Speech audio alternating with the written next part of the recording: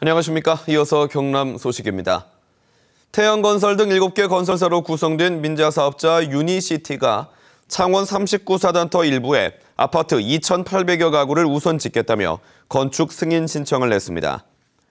유니시티는 8,800억 원을 투입해 39사단을 함안으로 이전하고 창원시로부터 중동과 감계지구 땅을 받을 계획으로 39사단이 있던 중동지구에는 6,100가구를 지을 계획입니다. 하지만 39사단터의 소유권이 아직 유니시티로 이전되지 않은 데다 창원시와의 사업비 정산도 이루어지지 않은 상태여서 건축 승인 논란이 예상됩니다. 거제 해양플랜트 조성사업 예정지가 토지거래 허가구역으로 지정됩니다. 거제시는 부동산 폭등세를 우려한 시의회 요청에 따라 국가산단 조성지를 중심으로 토지거래 계약에 관한 허가구역 지정을 위해 주민 의견 청취를 공고했다고 밝혔습니다. 토지거래 허가구역은 294만 제곱미터 규모로 국가산단 토추장 예정 부지와 계룡 골프랜드 주변 임야 등이 포함됩니다. 승객을 태운 택시가 휴대전화 가게에 돌진해 한 명이 숨지고 한 명이 다쳤습니다. 경찰은 신호 위반 차를 피하려다 이 차가 사고가 난 것으로 추정하고 있는데요. 차량 통행이 적은 시간이라도 신호 준수의 중요성을 보여주고 있습니다. 조미령 기자의 보도입니다. 도로에 접한 가게에 택시가 돌진해 불이 났습니다. 소방관들이 가게 안팎에서 서둘러 불을 끄고 있습니다. 오전 6시쯤 김해시 안동공단 사거리 앞에서 영업용 택시가 신호위반 차를 피하려다 이 가게로 돌진한 겁니다. 사고를 피하려던 택시는 가게 셔터문을 치고 들어간 충격으로 LPG 연료통이 새면서 불이 났습니다. 택시 운전자 70살 장모 씨는 현장에서 숨졌고 승객 61살 이모 씨가 다쳐 병원 치료를 받고 있습니다. 푹 그냥 받아버리더라고. 역차 피하면서 쿵 소리를 하더라고요. 그래서 뭐 빨리 나오려고 그랬죠. 사고다 싶어가지고. 경찰은 차량 통행이 적은 새벽 시간 맞은편에서 신호 위반을 해오던 차를 택시가 피하려다 사고가 난 것으로 추정하고 있습니다. 피해 차량이 가해 차량을 피하기 위해서 방향을 틀었고 그 과정에서 이 가게와 충돌하게 되었으며 불이 나서 운전자는 사망한 걸로 추정됩니다. 경찰은 택시 블랙박스 화면과 목격자를 상대로 사고 경위를 조사하고 있습니다. KBS 뉴스 조미령입니다. 어젯밤 10시 20분쯤 김해시 대동면 초정리에 비닐하우스에서 불이 났다가 20여 분 만에 꺼졌습니다. 이 불로 비닐하우스 내부 600여 제곱미터와 안에 있던 농기계와 가전제품 등이 타 소방서 추산 2천여만 원의 재산 피해가 났습니다. 경찰과 소방당국은 정확한 화재 원인을 조사하고 있습니다.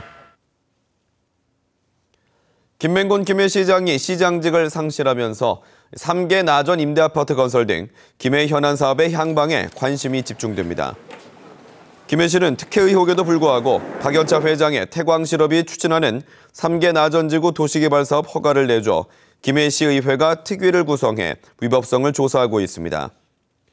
또 김해시가 일방적으로 사업자의 실시계획 인가를 취소해 법적 다툼을 앞두고 있는 직진해 복합레포츠 사업도 추이가 주목되고 있고 현재 검찰과 경찰의 수사를 받고 있는 산업단지 조성도 재검토 지적이 일고 있습니다. 승객 포화 상태를 해결하기 위해 증축공사 중인 김해공항을 한 번 더 확장하는 방안이 검토되고 있습니다. 한국공항공사는 김해공항 국제선 청사를 한 번 더 증축하는 방안에 사업 타당성을 따져보기 위해 용역 절차에 들어갔습니다. 김해공항 국제선의 경우 2017년 1월 증축이 완료되더라도 연평균 16.4%의 증가 추세를 고려하면 청사 증축과 동시에 바로 포화 상태가 될 것으로 추정됩니다. 한국공항공사는 신공항의 영향을 받겠지만 새 공항이 만들어지는 동안 김해공항을 활용해야 한다고 설명했습니다. 법무부 창원 출입국관리사무소와 조광래 축구재단이 오늘 진주 스포츠파크에서 축구교실을 개최했습니다. 이번 행사는 결혼 이민자와 내국인 자녀가 어울려 축구 강습과 1대1 친구 맺기를 통해 서로 다른 문화를 이해하고 화합의 장을 마련하기 위해 열렸습니다. 창원 출입국관리사무소는 결혼 이민자 가족의 안정적인 정착을 위해 다양한 이민 통합 정책을 추진할 계획입니다. 작곡가 윤희상 선생의 친필 악보 석점이 독일 베를린에서 고향 통영으로 돌아옵니다.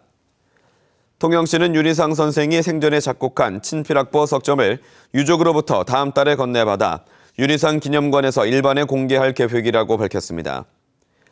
이번에 공개될 악보는 글리세, 첼로 독주와 신라 등이며 통영시는 유족들과 협의해 윤 선생의 작곡 책상과 녹음 자료 등을 별도로 기증받기로 했습니다. 경남 도의회 학교급식 조사 특위가 한 고등학교의 부실급식 문제를 주장하자 해당 학교의 학부모들이 반박하는 등 공방을 펼치고 있습니다. 박춘식 급식특위위원장은 지난주 박종훈 교육감을 상대로 한 도정 질의에서 이 고등학교의 급식이 콩나물과 비스킷, 김치, 햄 몇 조각으로 부실하다며 부실한 식단을 질책했습니다. 이에 대해 해당 학교 학부모들은 부실 식단의 근거로 제시된 사진은 자율배식으로 2가지 반찬을 담지 않은 채 찍은 사진이라며 부실한 급식이라는 주장은 사실과 다르다고 반박했습니다. 경남교육청이 경찰과 협력해 불법 개인 과외 교습 단속에 나섭니다. 교육청은 이번에 경찰과 함께 점검반을 꾸릴 뿐 아니라 경찰이 학원 밀집 지역을 순찰하면서 수집한 불법 심야 교습학원의 정보도 받아 단속에 나설 예정입니다. 또 경찰과 어린이 통학 차량 불법 개조 확인 등 안전 관련 업무도 협조하기로 했습니다. 경남 소식이었습니다.